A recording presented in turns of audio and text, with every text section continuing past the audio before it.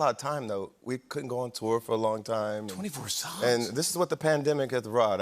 I made more songs than I'm usually used to making for an album. So I was just like, let's just put it all out. For his 8th studio album, John Legend is doubling it up. There are 24 songs on Legend, and it's the first time that it's kind of self-titled. Actually, not even that really, because his real name is John Stevens. Well, obviously, I accepted it as a stage name long before I was ever an actual legend. And I've just been trying to build a career ever since that lived up to it. And I finally felt like it's time to call my album Legend with this project. John said further, Legend is full of sensuality, joy, and celebration, but our lives are more complex than that. My family and I have also been challenged by loss and grief and pain. I wanted to make space on this album to be vulnerable, spiritual, and reflective.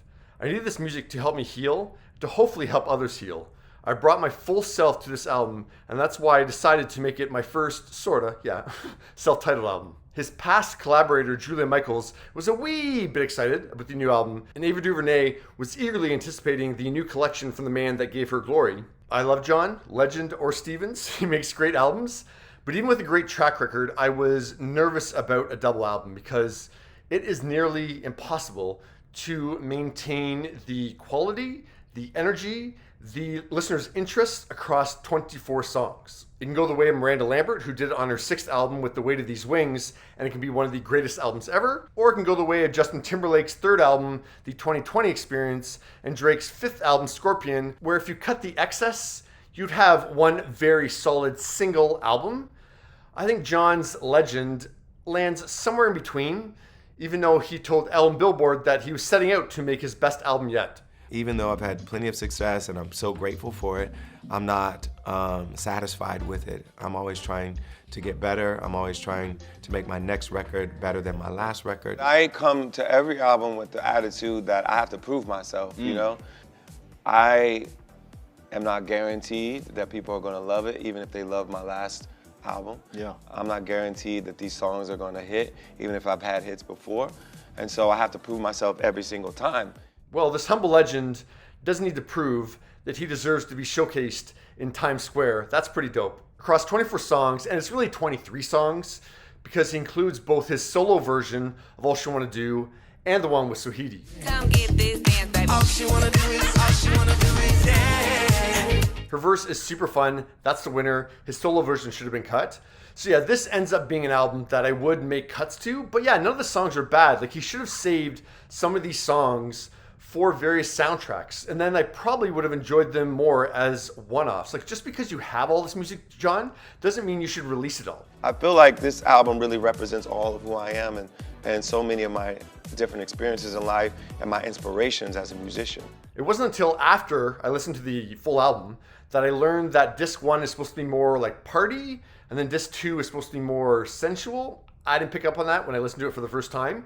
Rolling Stone was aware going into their review, and they say, on the frisky, more limber Act 1, Legend works against his better instincts for once. On Act 2, Legend succumbs to his usual supper club decorum.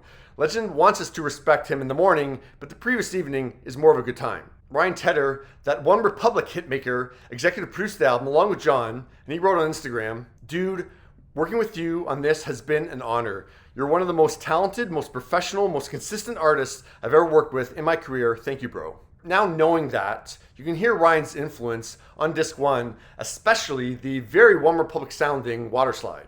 Let's go down together and take the water slide. That's a song I would have cut. I appreciate that John tried something new. That I need to keep refreshing, renewing myself as an artist. It didn't really work, and that's really the biggest risk on this album. Like, this is a solid collection of John Legend songs. But yeah, they are John Legend songs. This isn't a renewal or refresh like John says in that interview. Like, no, this is typical John Legend stuff. Like, even the list of collaborators, Rick Ross, Janae Aiko, Lettucey, it's all been there and done that with John. Like, even Jasmine Sullivan, I'm pretty sure they haven't collaborated in the past. I researched and I couldn't find anything. And Love is fantastic, but it seems like they have collaborated in the past. Like, so it's not a surprising choice for a collaborator. So this isn't some John Legend going outside of the box of what we expect him to do. Evening Standard does not think the album is legendary, writing, Long, loved up, and ultimately lackluster, with 24 songs but no great experimentation, the Americans' 8th studio album doesn't live up to its billing. I don't really understand Variety's review. They liked it, but they say, for the most part, he's gone for a more is more aesthetic and mostly nailed the jump. I don't hear the bombastic sound that they heard, but we both liked the album. But after a first listen of all 24 tracks, I realized this is an album that I would make cuts to. So on a second listen, I did a keep or cut evaluation, and I got it down to 13 songs. The standouts for me were Guy Like Me, Love, Wonder Woman, Good, Stardust is the best track on the album, and One Last Dance. When that melody plays and I see your face. And I'm pretty sure it's intentional, but that song has clear musical similarities to one of my all-time favorite John tracks, Slow Dance, from his second album, Once Again.